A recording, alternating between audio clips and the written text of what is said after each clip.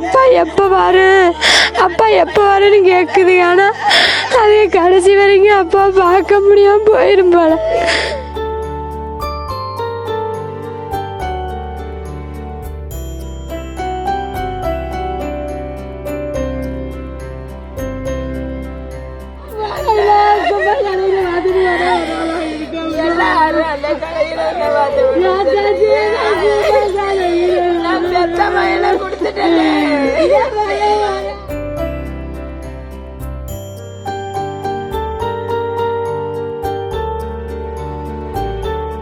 பேர் சரத்குமார். அவங்க திங்கக்கிழமை கடலுக்கு போனாங்க.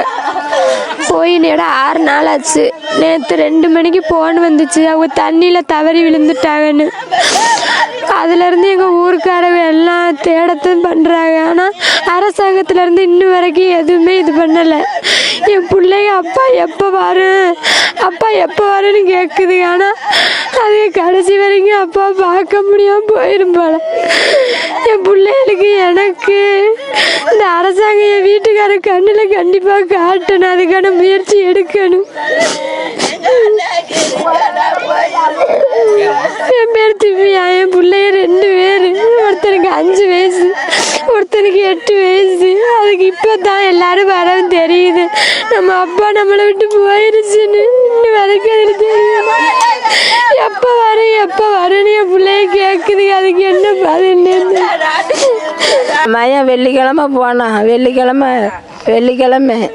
வெள்ளிக்கிழமை தான் நான் இப்போ கூப்பங்கடையில் நிற்கிறேன். வெள்ளிக்கிழமை என் பையன் ஃபோன் அடிக்கிறேன். அம்மா நான் கிளம்பிட்டேம்மா, நான் போயிட்டு வரேம்மா அப்படின்னு சொன்னேன். போயிட்டு வாப்பா நல்லபடியாக. அம்மா நான் பிள்ளைகளை பார்த்துக்கம்மான்னு சொல்லிட்டு போனவனே என் பிள்ளைகளை பார்க்கலையே. என் செல்ல மயனை பார்க்கலையே. இன்னும் கண்ணுலையும் காட்டலையே. என் மயனை தூக்கி இப்போவே இன்னைக்கே என் மயனை காமிக்கலையும் கண்ணில். என் மயனை கண்ணில் இன்னைக்கே காமிச்சா தான் விடுவேன். நான் காமிக்கணும். இதெல்லாம் எடுத்துகிட்டு போய் என் பிள்ளைய காமிக்கலையே. நான் பெத்த மயனை காமிக்கலையே. என் செல்ல மயனை காணவே. பாமன் சின்னப்பாள கிராமத்துக்கு சேர்ந்த சரத்குமார்னு சொல்கிற பையன் கடலுக்கு போனவன். ஒரு 5 பேர் கடலுக்கு போனதில் 2 பேர் தவறி விழுந்துட்டாங்க தண்ணிக்கில். அதை 2-3 நாள் ஆச்சு. நாங்களும் எல்லா அதிகாரிகளுக்கும் தகவல் கொடுத்தாச்சு. அதை தேடி கண்டுபிடிச்சி ஹெலிகாப்டரை வச்சு எங்களுக்கு கண்டுபிடிச்சி உடனே பாடிய எங்கள்கிட்ட ஒப்படைக்குமாறு அதிகாரிகிட்ட கேட்டுக்கொள்கிறோம். ஆனால் அந்த பகுதியில் எந்த அரசாங்க அதிகாரிகளுமே அந்த குடும்பத்தை இன்ன வரைக்கும் பார்க்கல. அதனால் எங்களுக்கு ரொம்ப பெரிய ஒரு மன உளைச்சலாக இருக்குது. இந்த பகுதியினோட சட்டமன்ற உறுப்பினர் கூட இந்த பகுதிக்கு வரலை. ஆமாம், அதனால் அந்த குடும்பம் ரொம்ப ஏழ்மையான குடும்பம். ரொம்ப எங்களுக்கு வருத்தமாக இருந்துக்கிட்டு இருக்குது.